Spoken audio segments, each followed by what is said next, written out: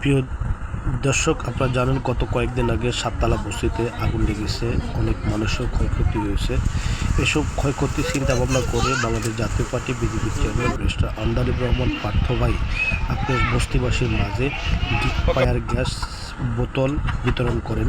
এই বিতরণে কত সাধারণ মানুষ অনেক খুশি আনন্দিত।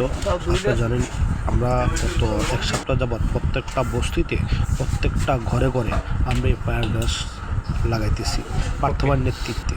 কারণ পার্থ ভাই একজন ভালো মানুষ, তার নেতৃত্বে আমরা চাই ঢাকা উনি কোনো এমপিও না, মন্ত্রীও না, কিন্তু উনি সাধারণ জনগণের কথা চিন্তা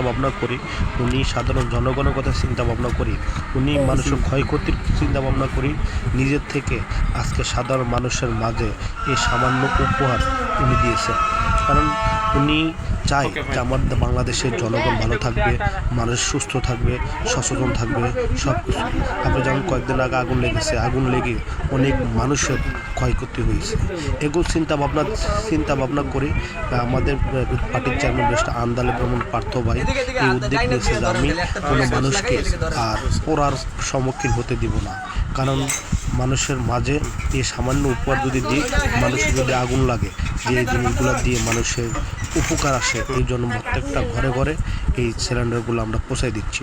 আমরা জানেন গত কয়েকদিন আগে যাতে বস্তিবাসী বা আগুন লেগেছে, অনেক মানুষের মাঝে আমরা মানুষেরকে পার্থ ভাই নিজে আইসা তাদেরকে পরিদর্শন করে তাদেরকে সহযোগিতা করেছেন। আমরা এই পার্থ ভাইয়ের নেতৃত্বে আজকে ফায়ার গ্যাস সিলিন্ডারগুলো আমরা মানুষের বাসায় পৌঁছে দিতে সক্ষম। আপনি জানেন একজন আমাদের অভিভাবক।